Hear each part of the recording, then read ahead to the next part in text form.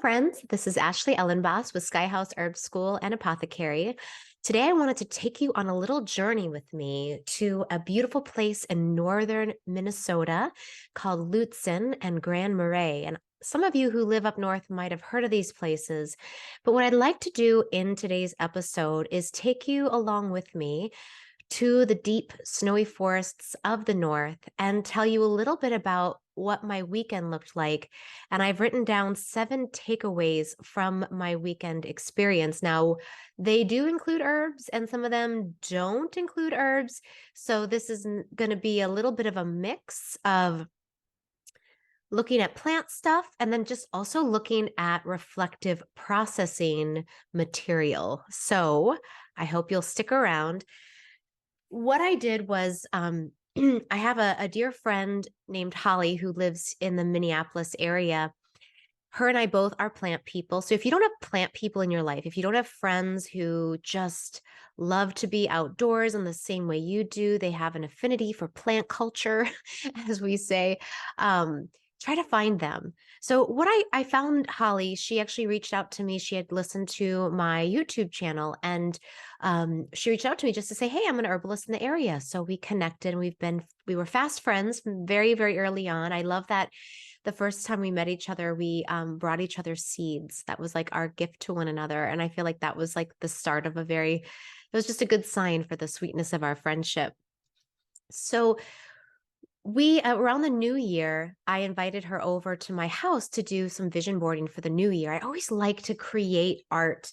I usually do a few vision boards. So this is one of my vision boards that I made. And, and the process of making vision boards, it's just like finding images that capture and speak to you that you want to explore more in the times ahead. So during that little time in my house, up here in my office on the other side of this desk, we were doing our collaging and we were like, wouldn't it be amazing to have a whole weekend to just do art and processing and drink tea and go on hikes? And from that, our first winter trip was born. So the Minneapolis is pretty far north, and we drove about 4 hours further north beyond Duluth, all the way to the very tip of Lake Superior. And Lake Superior is huge, so it doesn't freeze over. It, remains. There's ice banks and what they call ice dams that I'd never heard of before, but like where, the ice forms in certain areas, and then the waves keep coming, so they like crash up and they make these crazy ice sculptures.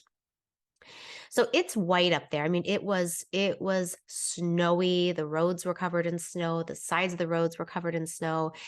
When we got up there on Friday, it was snowing, just these very gentle little flakes. So we left Friday morning. We spent all day Friday at our little cabin. We got a little cabin that we found on Airbnb on the lake. And we stayed there Friday, Saturday, and we left to come home Sunday. So it wasn't that long. It was really only 2 full days, and then a nice morning, and then a sojourn home.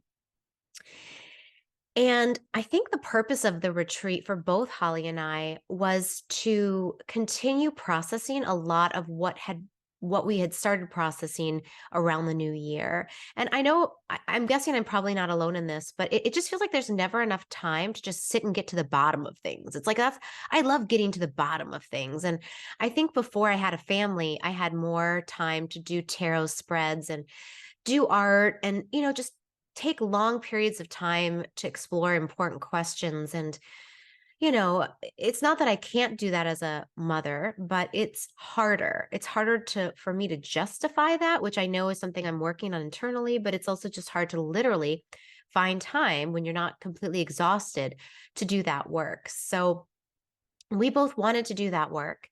And so we made a time to make it happen. And so here are some of the takeaways that I am hoping are of some value to you.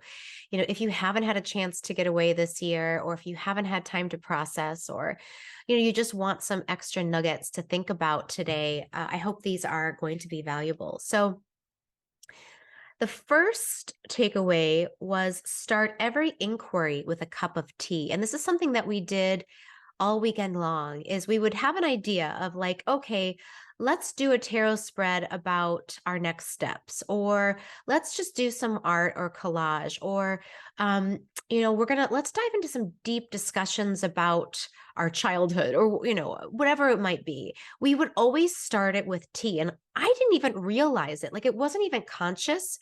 It was like, okay, we're about to open some creative, explorative space. We need a plant. We need some plant allies, and we need something warm. We need the element of water, which takes the shape of the container it's in to hold that, to remind us of the space that we're holding. And so every time one of us would put on the kettle and start the tea, and we would get everything situated as we needed to, and then we would settle in and start whatever process we were about to start. So in honor of that, I actually just brewed myself. I've been drinking Damiana is my herb of the month. I encourage you to try it for this month too. For the Roots and Spheres course that I'm currently teaching, this is the plant that we're dieting for this moon cycle. So Damiana, I just did a video on it. If you want to learn more, you can just look back to last week. But it is a relaxing herb that I really feel like, and I'm not the only one who feels like this, but Damiana drops us into our sensory experience of the moment. And that is so, I was talking with, I belong to Al-Anon, which is a family group of people who gather to talk about, growing up in situations where there's been alcohol and alcohol abuse. And in my Al-Anon group, we were talking about how safety and serenity are related. And that one thing that we can do is if we feel like we've lost our serenity or like we're somehow kind of flailing, that if we want to regain our serenity, we have to locate our inner core and find security. And I was listening to a podcast. You guys know this. We Can Do Hard Things. I listen to it all the time. But they were doing the New Year's resolutions, things that you want to let go of and things you want to bring in. And one woman said, I am going to remember that I bring safety wherever I go, that I bring safety into situations. And I don't have to constantly be in fear that the environment is unsafe. I mean, it certainly obviously can, but if you walk into any environment feeling secure, and I would say the next step is feeling secure and serene, then anything is possible. And I feel like Damiana, it just does that for so many people. It drops them it locates them in their physical body. It relaxes the body and says, I'm okay. I'm okay. And that is a great place to start any sort of introspective or creative work, especially when the creative work is processing a question or trying to think through something with art. So we drank a lot of Damiana over the weekend. And we also drink other types of tea and Dandy Blend, which is a really nice coffee substitute, which is kind of like, to me, it's like dark chocolate meets roasted dandelion root. It's delicious. So I'm just going to take a sip of Damiana to start grounding into the rest of my reflections. So I'll just repeat this one, which is start every inquiry with a cup of tea. And I'll say one more thing too, is that the act of making tea, again, I'm just realizing more and more how important it is to A, slow down, and two, like create mini rituals in a day. I think our society and culture is so starved of ritual that if we can create mini rituals, especially when we're doing processing work, it just works.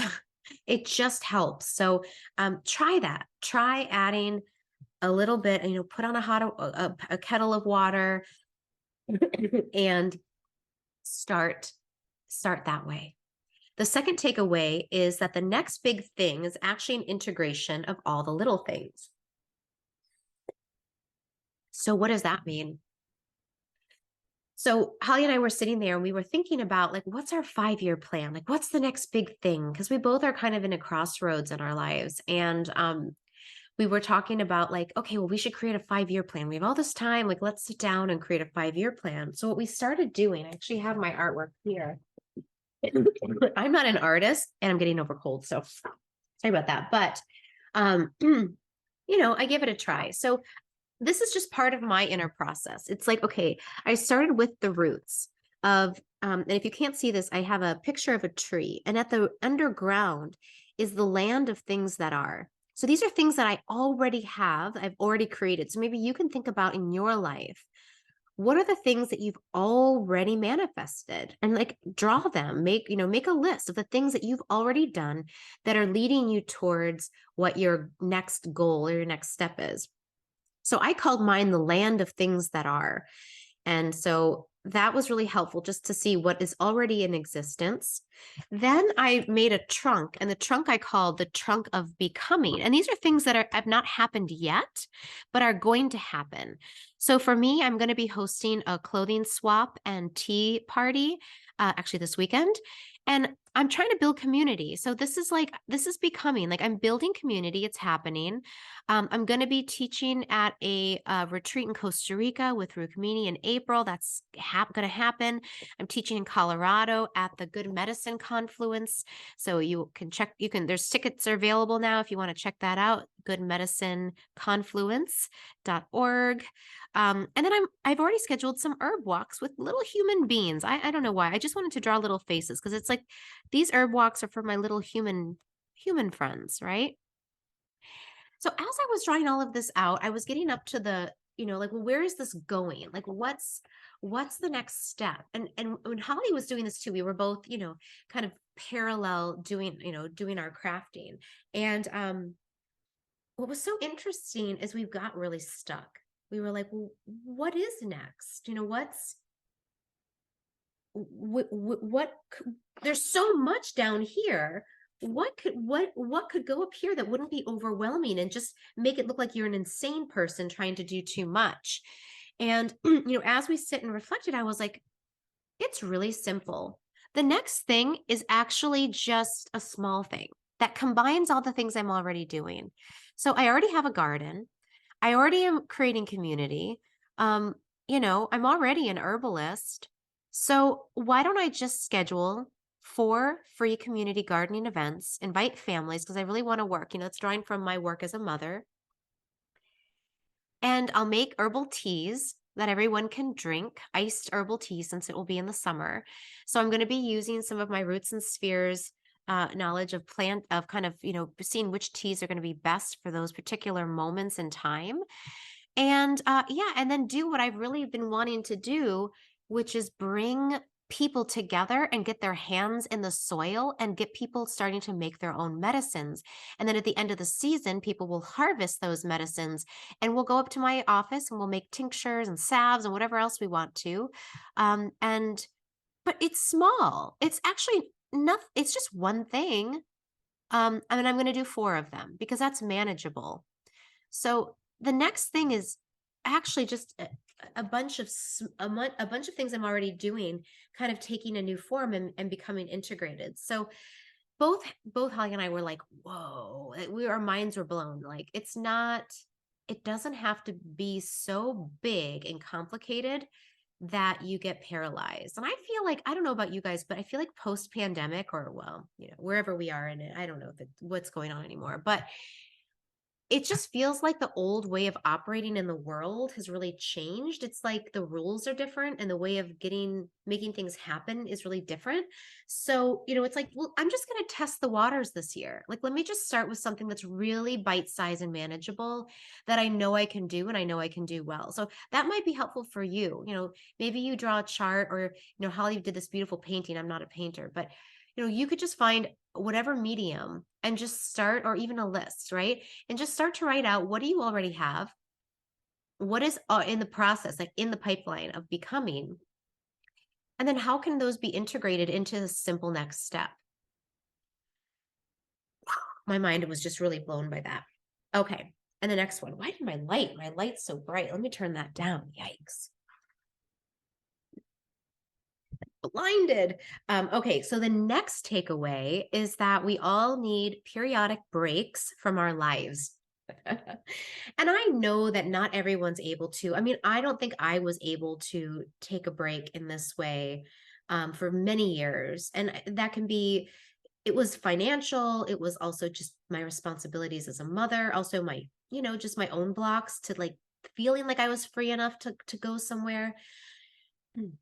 But I feel like big takeaway for me was it is healthy to get out of your four walls and take, even if it's one full day at the library or a weekend trip like I did, or going to an auntie's house and just saying, "Hey, can I spend the night?" and taking the whole night to write and blog or whatever, but just taking time outside of your own four walls to reflect back on your life and to really quiet the external voices and even some of the internal voices that tell us to be productive. Because as I get older, and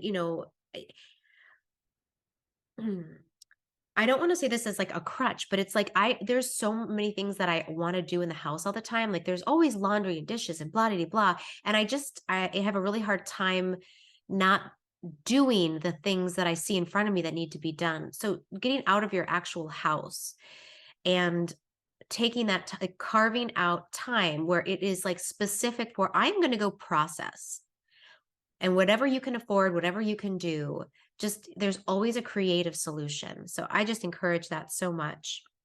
Number 4 is the healing power of water. So we were right on Lake Superior, literally seeing the waves crash against the rocks right outside of our window. I'm going to post some photos on my Instagram. So you can go to Sky House Herbs on Instagram and I'll show you some photos there. And just being around large bodies of water. I was listening to a talk with Krista Tippett. She was interviewing someone who is a scientist who he's a psychiatrist who looks at the science of awe and how being in a state of perpetual awe is so good for our brains. And one of the studies he cited was that, people that are near water, people that have like people, when you can look across long distances of water, whether you are, it doesn't matter, like your socioeconomic status, your race, your gender, none of that matters. But across the board, people score higher in their states of happiness and relaxation when they're near large bodies of water. So I don't have the luxury of living on a large body of water, but just visiting large bodies of water can be so therapeutic. So that can be a river. It doesn't have to be, a lake or an ocean. It can be, is there a river or even a creek? I used to go in my 20s when I lived in Tacoma Park, Maryland. There was a creek, Sligo Creek, I used to just go to. And I had a rock, like a good solid wide rock that I would sit on and journal. And that was my go-to place where it was just away from people. It was still like in a, city suburb. It wasn't like it was in the neighborhood, but it was a place in nature by water. And there was something about having that water that allowed my consciousness to tap into different states and help me to process and rejuvenate myself in ways I couldn't do without the presence of water.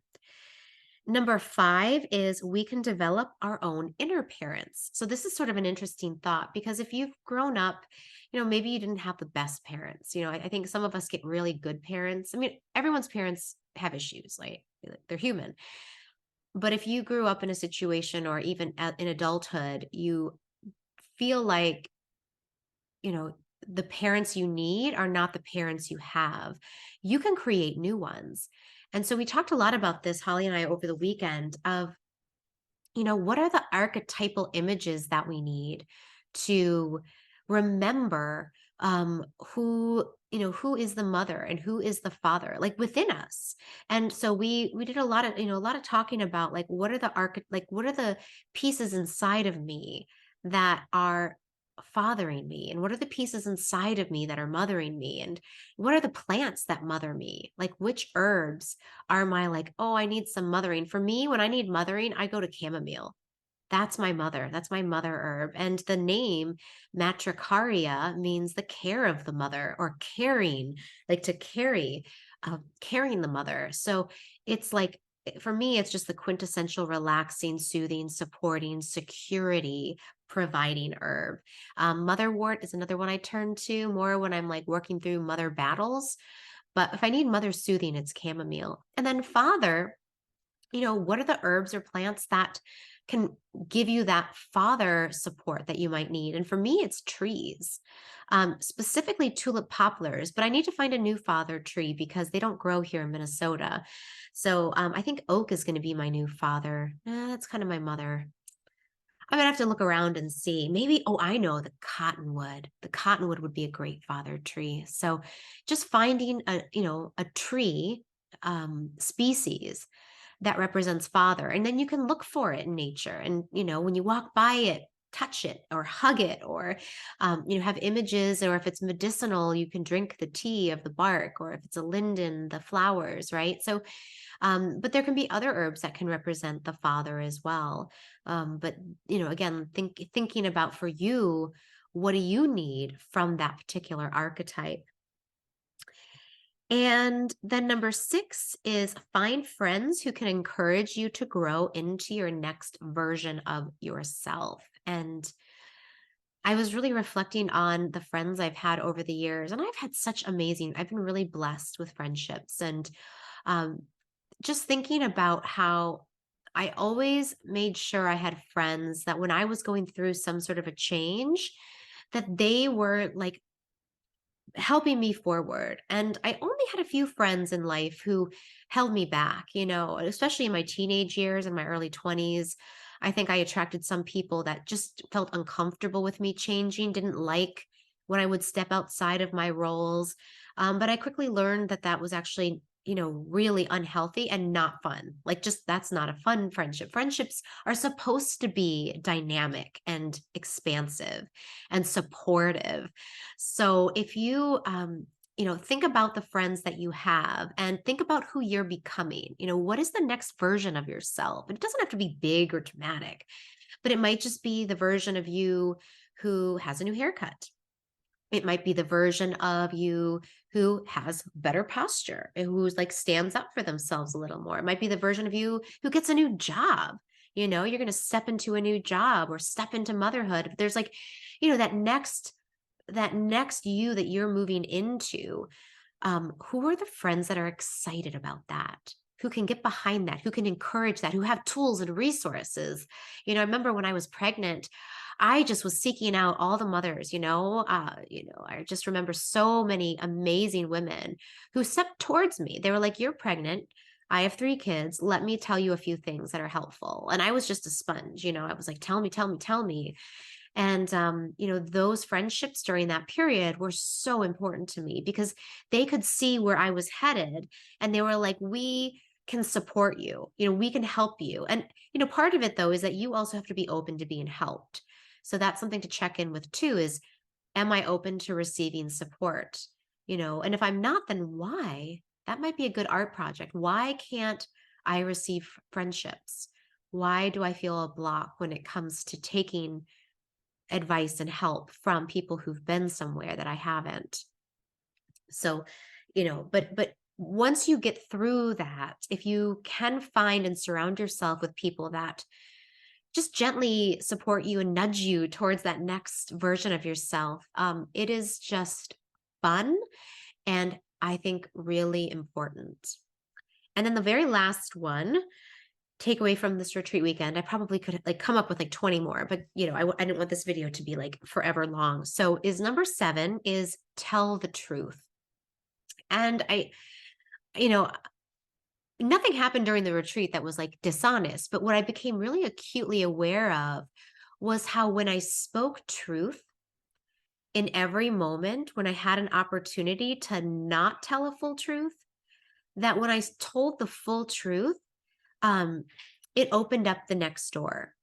And, that next door was so helpful when, needing to go into places that I hadn't explored before, and creating uh, a place of integrity within myself so that I could hear myself telling myself and my friend the truth. The other piece that really stood out to me was we went to one day we went into the woods. Went for this beautiful hike in the Cascade National Forest, and we were gathering pine cones because um, we dyed a table runner, and so we were making pink dye from gathered pine cones, and it took a long time because you'd think up north with all the pine trees there'd be tons of pine cones, but because there had been so many layers of snow, everything was covered and it had just snowed the day before. So it was like a fresh cover. So we would like find one and then we'd be like little squirrels and we'd dig and we'd be like, oh, another one. And they were like these like tiny little Douglas fir pine cones. So, it took a long, long time. But anyway, tell the truth, we went into town to look at some artwork from one of Holly's, a woman that Holly follows and really loves her weaving work because Holly is a weaver. She's incredible artist and weaver. So we went into town and we looked at this. We looked at these tapestries that she had woven, and the guy, I bought a few gift cards, and the guy was like, he's like, how's it going? You just went, you coming down from the ski hill? Because I guess there's a ski hill right there. And there was a moment where I was like, oh no, we're just passing through. But I was like, no. I said, no, we just finished gathering pine cones because we're gonna make some natural dyes. And he was like, oh, that's really cool. And like he just lit up and I was like, I just told the truth. Like I just didn't hide. I wasn't, you know, I could have just kept it quiet, but I was like, this is the reality of my life in this moment. And if I just say what it is I'm doing very clearly, like who knows what that might do and might ripple out. And I think we just hold back truth and we hold back things that bring us joy and excitement because we're afraid that it might upset someone or it might be seen as weird. But I'm just learning more and more that, in the moment, what the truth is, just to speak it in a clear and you know, gentle and open way created inside of me such an appreciation of my life and who I am and what I'm doing. Is like, no, I'm not skiing. I'm actually gathering acorns. That's what I've been up to all day because I want to make a natural dye. Like, that's me. That's who I am. I'm telling you the truth of what I'm doing today, of what I've done. So anyway, that could be applied in a lot of different ways, but that was a really important takeaway to me was, when I'm doing something, I'm going to tell people what I'm doing. I'm going to tell people what I love and what I'm inspired by. And it's not up to, it's, like one of the statements I love is what other people think of me is none of my business. Right. So if I'm living my truth and speaking my truth, what other people think about it is none of my business. They can do with it what they want. And I can just say that that was the truth and then I can just go on with my life living in a integrated and authentic way. So that's it, folks. I hope that was maybe interesting, maybe thought provoking. Maybe there's a few things in there that you might be able to dive into a little bit deeper this week or this weekend. So let me know what you think. Please leave any of your kind of takeaways from any processing work that you've done, any of your sort of favorite exercises or practices that have helped you reach conclusions or find next steps. And yeah, as always, I really, really do appreciate your comments. Please subscribe. Please like this video. Please share it if you found it to be helpful. All right, everyone, take care.